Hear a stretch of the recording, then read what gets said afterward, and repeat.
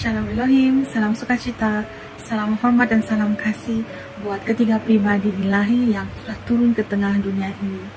Roh Bapa Yahweh sudah berdiam dalam diri Pak Eman Lahagu, hamba yang diurapinya, dan Roh Tuhan Yesus Kristus sudah berinkarnasi dalam diri Pak Aditya Nugrahanto, Tuhan Yesus Kristus, King of the King, dan pribadi Roh Kudus telah berdiam dalam mempelai yang terpilih, Ibunda Fe Hamdani, Malaikat Mary dan Ratu Adil.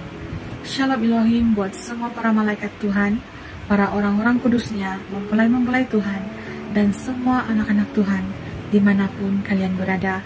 Salam sukacita dan salam kasih buat semuanya.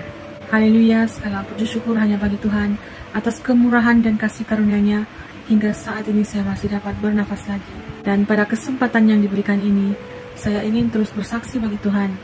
Dan pada saat ini dengan kerendahan hati, saya ingin menyaksikan tentang kebaikan Tuhan yang terjadi dalam hidup saya beberapa hari ini.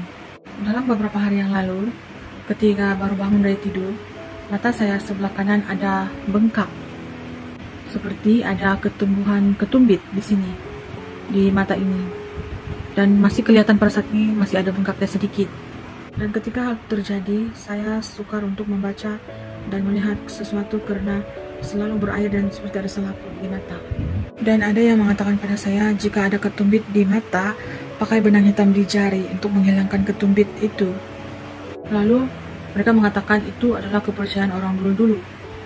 Tapi saya tetap tidak melakukannya, karena pada saat itu dalam hati saya tidak percaya semua itu. Saya percaya darah Yesus yang berkuasa akan menyembuhkan ketumbit di mata saya. Nah, selepas mandi itu saya naik ke bilik dan saya istiharkan darah Yesus yang berkuasa. Dengan bilur-bilurnya semua akan jadi sembuh. Saya oles mata saya demikian dan saya berdoa Bapa kami. Dan saya percaya dan yakin ketumbit ini akan hilang dengan segera. Dan itu saya tidak lagi memikirkan yang mau cari obat itu dan ini. Karena memang saya lama sudah tidak mengenalkan obat-obatan. Sejak mempercayai ketiga pribadi yang sudah ada dalam dunia ini, saya memang langsung tidak mempercayakan obat-obatan. Yang saya percaya hanya doa Bapa kami. Dan pada esok harinya, mata saya mulai banyak air yang keluar dan ada selaput, gatal dan sangat tidak selesa. Tetapi saya tetap istiharkan darah Yesus yang berkuasa dan menyembuhkan, dan juga saya istiharkan juga doa Bapa kami. Nah, hari selanjutnya, ketika malam hari saya melihat ke cermin, saya melihat mata saya sudah tidak bengkak lagi. Saya begitu bersyukur karena kuasa doa itu sangat-sangat berkuasa dan sangat cepat Tuhan menjawabnya.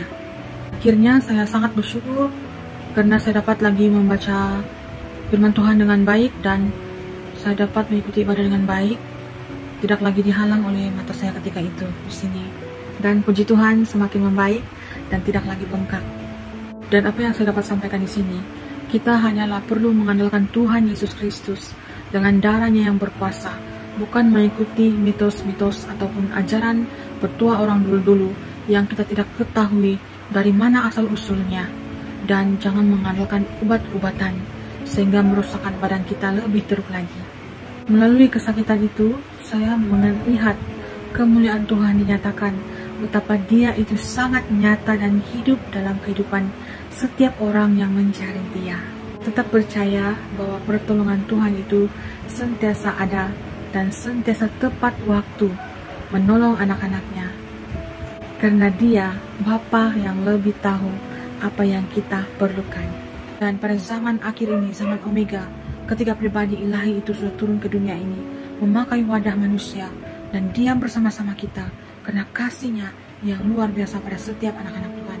Dan Roh Bapa Yahweh itu sendiri sudah berdiam dalam diri Pak Eman Lahagu, dan Roh Tuhan Yesus Kristus di dalam wadah inkarnasinya Aditya Nugrahanto, dan Roh Kudus, Roh kebenaran, memakai mempelai yang terpilih Ibunda Fe Hamdani, yaitu Malaikat Mary, malaikat yang kuat dalam kitab Wahyu yang membuka rahasia-rahasia yang telah terakhir selama ini.